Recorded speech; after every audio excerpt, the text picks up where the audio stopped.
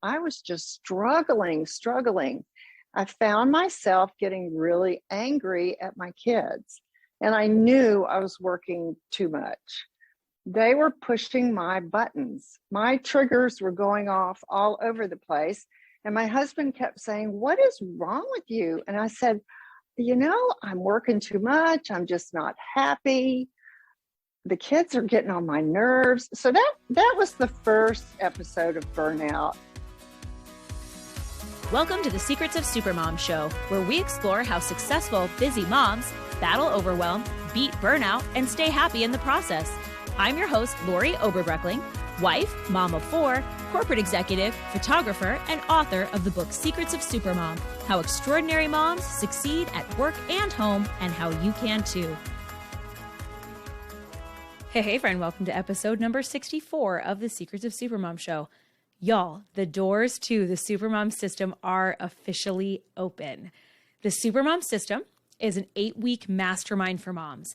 Whether you want to feel more motivated and happy, you need some inspiration to feel like your best self, you wish life just felt more balanced and aligned instead of constantly battling time and mom guilt, maybe you wish you were a little less overwhelmed, or you simply want to set some big goals and have the best year yet, this program is for you. And you'll be learning alongside other driven moms who want more too. You can get all the details at secretsofsupermom.com/enroll. Enrollment ends on April 21st, and our first week of the 8-week program kicks off on the 25th. So do not delay. All right, mama, you know the feeling. You're overwhelmed. You're stressed. You're beginning to hate even the things you used to love. Everyone is pushing your buttons. You're cynical, exhausted. In today's episode, our guest, Dr. Susan Landers, shares with us her personal experience with burnout and how to recover from burnout once you are already in the thick of it. Dr. Landers practiced academic neonatology for 14 years and also served on the faculty of 2 medical schools. She served at Baylor College of Medicine and University of Arkansas for medical sciences. She spent 32 years in the NICU.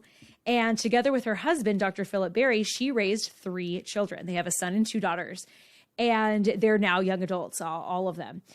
Since retiring from medicine, Dr. Landers wrote the book So Many Babies and shares her experience with burnout with other driven, high-performing moms. She really serves to educate others about the condition, about burnout. She talks about risk factors for and causes of burnout and effective methods to treat and prevent burnout, because isn't that what we want? We want to do all the things, but we do not want to be burnout doing it.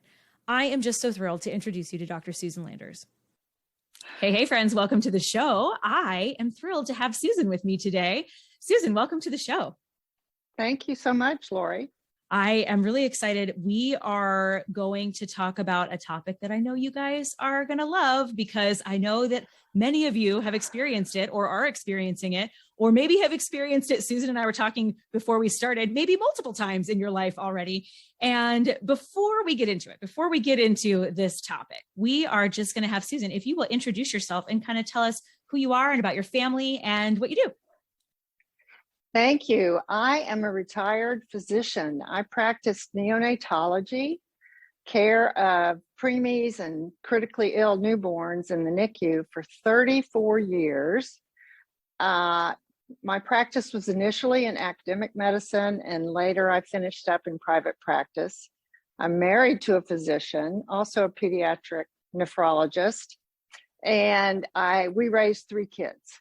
And they're all young adults now. So I've been through all the phases and all the stages. I wrote a book about my experience because I really wanted people to get a notion of what life was like in the NICU, and also get a notion of how career moms, doctor moms, lawyer moms, professional moms are just regular people, and they struggle with regular problems raising their children.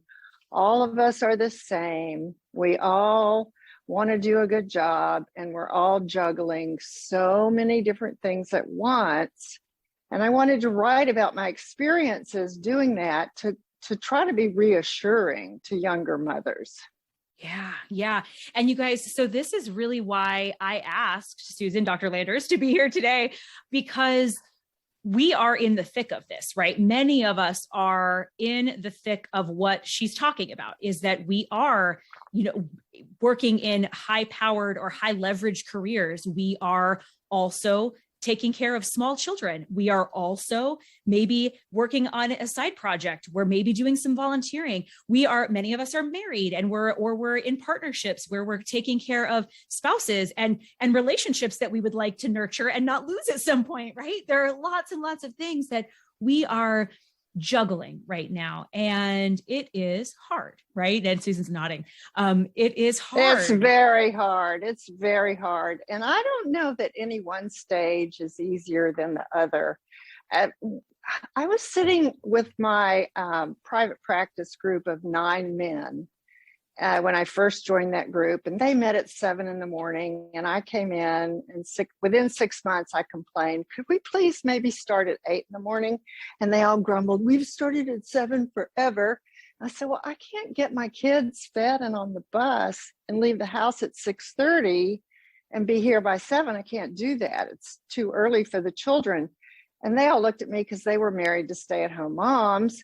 And I said, you guys have a wife. I don't have a wife. I need you to kind of make the schedule just a little more family friendly for the career mom. And you know what? We changed to 8 a.m. start time in the NICU. 3 or 4 of them came up to me within months and said, I kind of like seeing my kids before school. Yeah. Thanks for suggesting that. So just the most simple things that career moms think is such a struggle, men don't appreciate. And one of the things I learned early on in my life, and it's probably because I'm such an extrovert, is to actually call out issues that are creating problems. Like, that vacation schedule really doesn't work for me and my husband. It might work for y'all. Let's talk about something that works. Yeah. And so you have to kind of be careful doing that, because you may get to be known as a complainer. But I guarantee you that the professional men we work with do not get it the way we all get it. They don't juggle as much as we juggle. They really don't. Yeah, I think that's true. I think that and even I'll actually tell you a story. So I am in an industry where there are a lot of women. There are a lot of men, but there are probably more women than in many industries. And so there are certain things that kind of we understand, right? And so there are certain struggles that we don't have. But when you were talking about this early morning meeting situation, we had a team that was mostly women, but oddly, strangely enough, many of these women had stay-at-home husbands.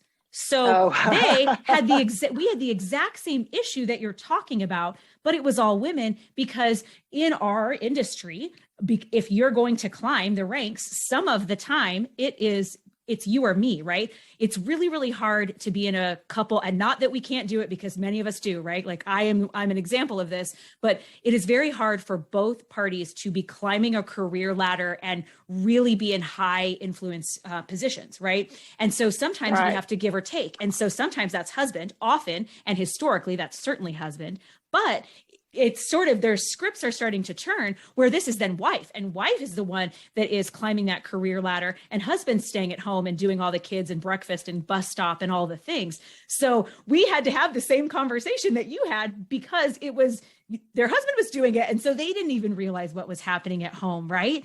And so it's just this paradox of if you're not doing it, right? Like all these men in the practice weren't, they didn't even realize that it was such a struggle to make happen.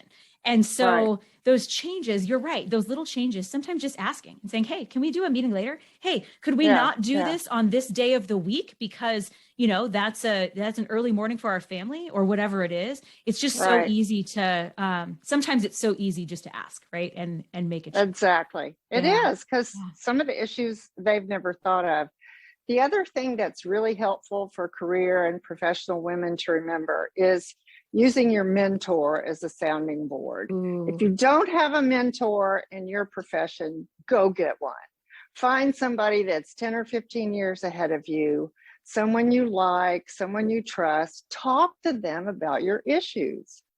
whether it's workplace, whether it's work-life balance, whether it's what your husband and your kids are doing, she has probably been through it too. And she may know the work culture better than you if she's been there longer. So I like to tell young professional women, go get a mentor. And I loved serving as a mentor for young neonatologists underneath me and pediatricians and nurse practitioners, because sometimes they just needed a little push, Yeah. That's okay. Go ask for that. Yeah, we No, have an that's episode not. that we talked about mentorship and how important that is. Yeah. I forget what episode that is, but I'll link it in the show notes, you guys. Because you're right, it is so important, and Yes, it it can make is. such a difference in your, not just your career growth, but just your mental state about your career growth, right? Yes, yes. Yeah. Because we all find ourselves in high-powered jobs. We want to do well. We may or may not be perfectionistic, but we really want to do a good job. And we don't want to slight our children or our husband. And it's not easy to be in that position. You have to kind of keep tabs on yourself. And I think your mentor can sometimes help you keep tabs. I had a mentor that said, if you're working 60 hours a week, you're doing something wrong. And Ooh. I know. And I went, oh, wow. Okay. Well, let me think about that.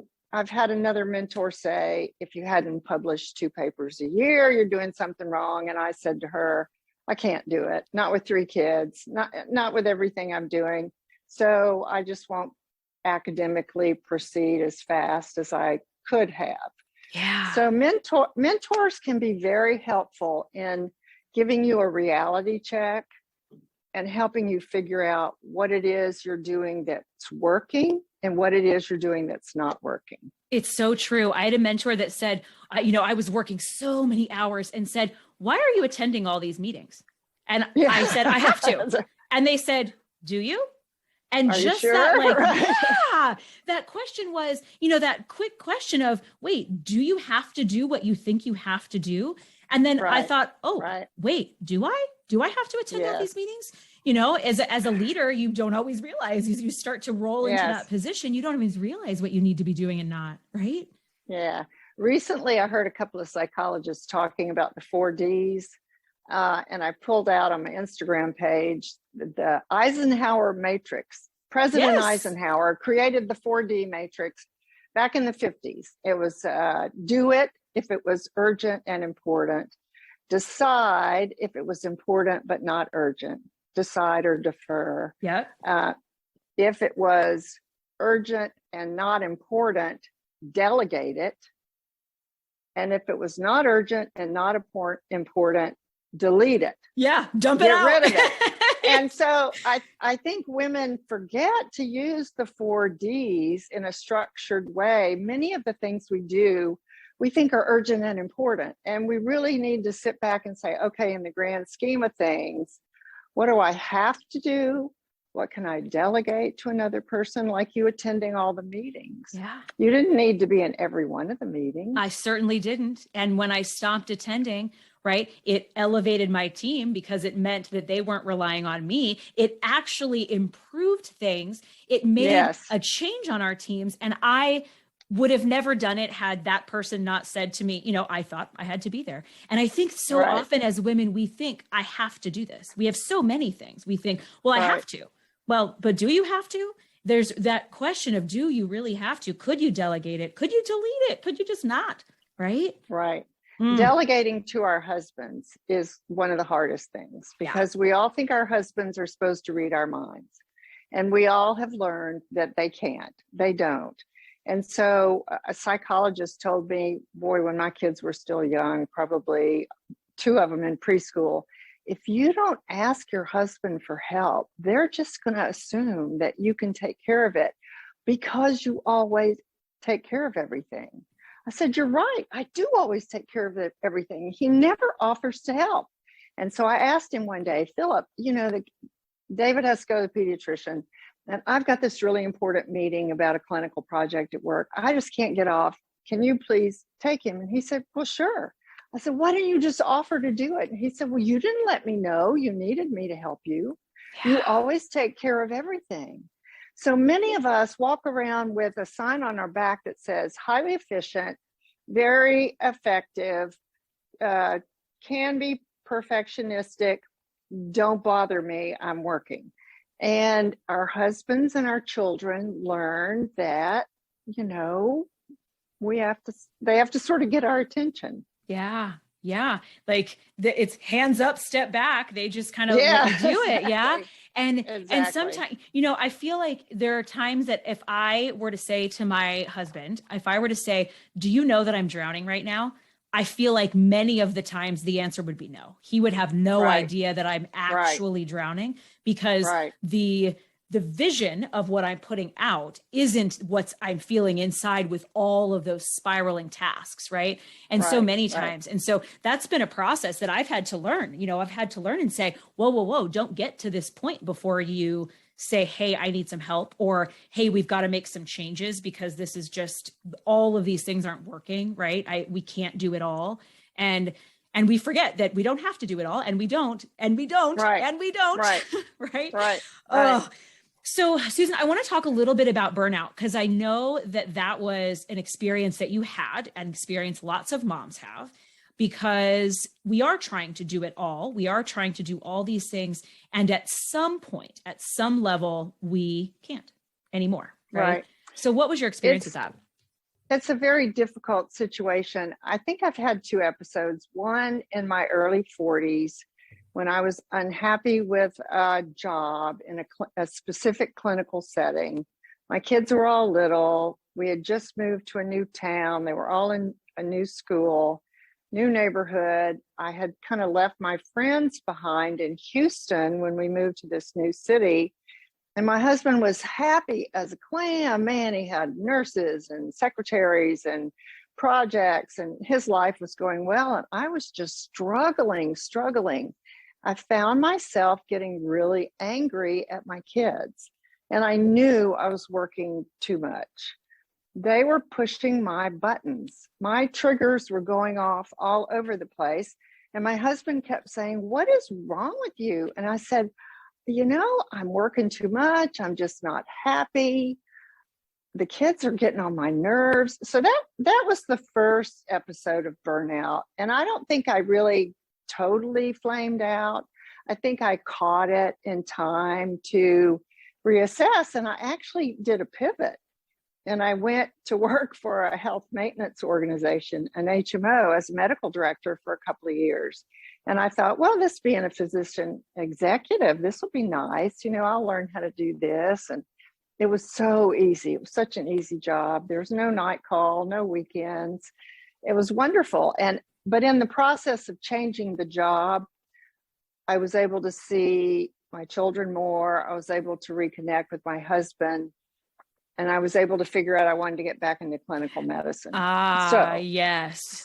So the break from clinical medicine to something different helped me sort through the issues. And I think that's one of the things, if we do feel burnout, the first thing we should do, we can talk about the symptoms in a minute, but the first thing we should do if we're burned out is take a break. 3 days, a week, 2 weeks, whatever it is.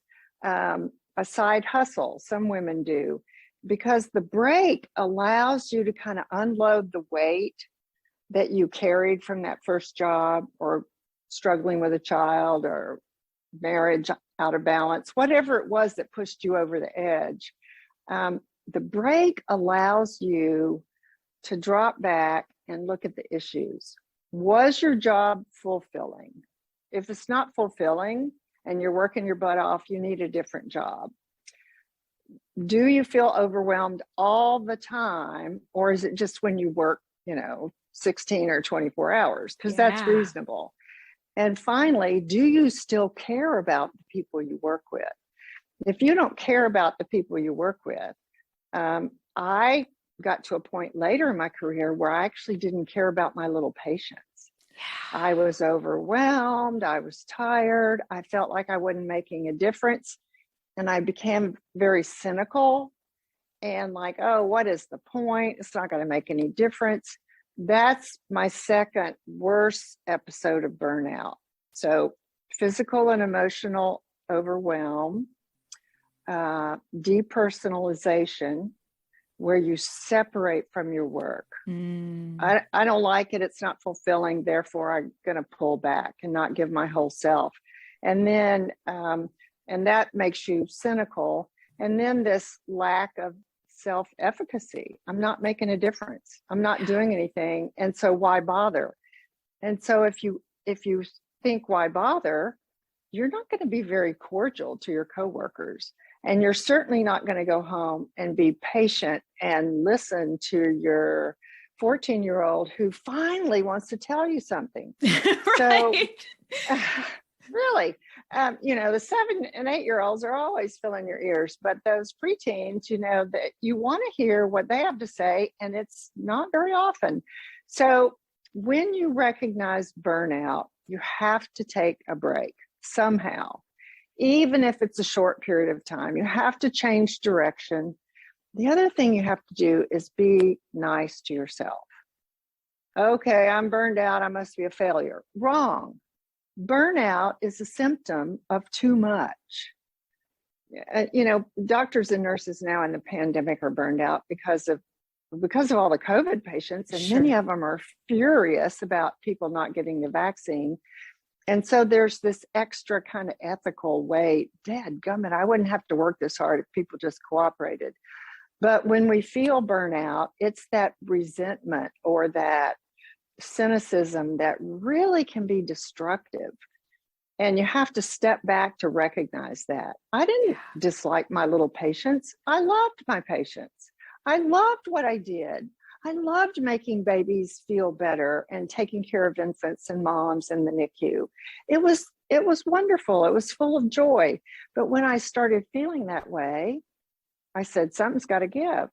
I asked my group if I could do a part-time gig working in a low-risk labor and delivery setting. And I got to attend normal deliveries and take care of normal newborns. And I could snuggle and talk with the new moms, and we could talk about breastfeeding and safe sleep and all that simple stuff. And I suddenly started to feel lighter. Yeah. Of course, I also exercised.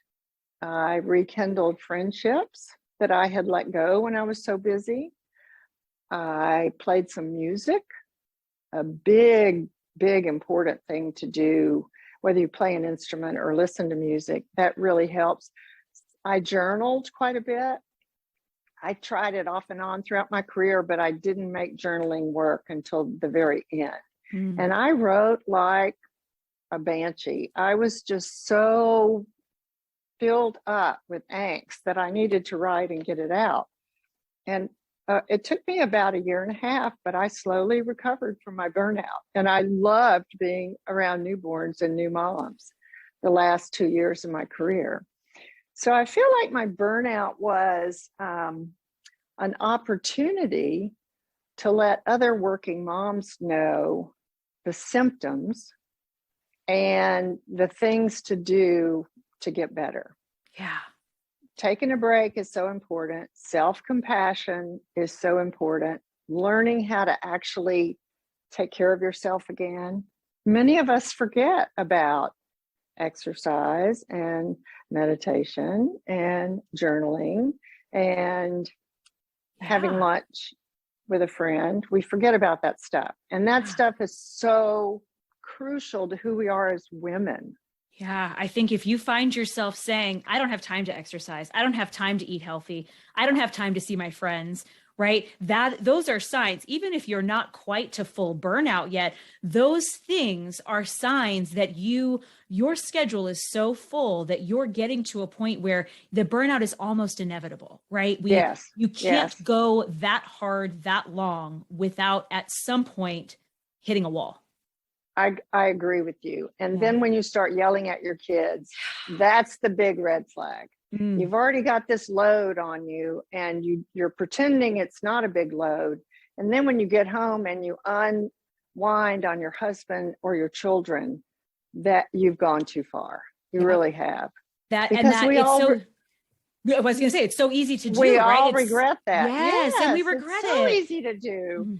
And Yes. then we regret it. And then, there are hurt feelings. And then you go, oh, I'm a bad mom. And it kind of cascades into work is the one thing that I can do really, really well. And so I'll go back and plow in again. But in fact, unloading some of the work and taking care of some of the personal issues with children, with husband, with friendships are just crucial. I just can't talk enough about how important it is to take care of ourselves. Yeah, I think if I that's learned so anything over the years, and I've done better and worse in various phases of my life. I used to be a runner, and that sort of went by the wayside with little children. But if you can't take care of yourself, you will drown. You really will drown.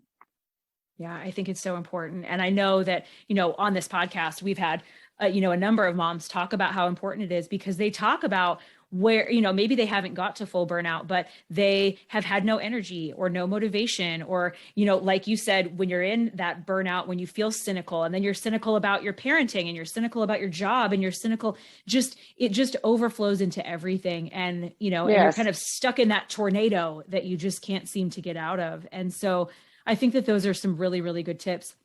Susan, I want to wrap up today, and we love to ask our guests the same questions, because we love to hear the awesome answers that we get. So the first is, when do you feel most like a super mom?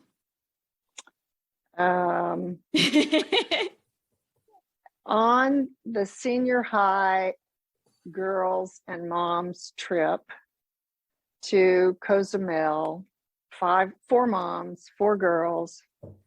And the last night, my daughter and I, she's 16, I guess, or almost 17, we're standing at the mirror, putting on our makeup.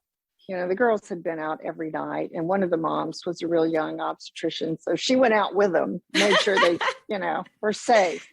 So my daughter's putting on makeup, and I'm standing there, and she says to me, Mom, can you help me get birth control?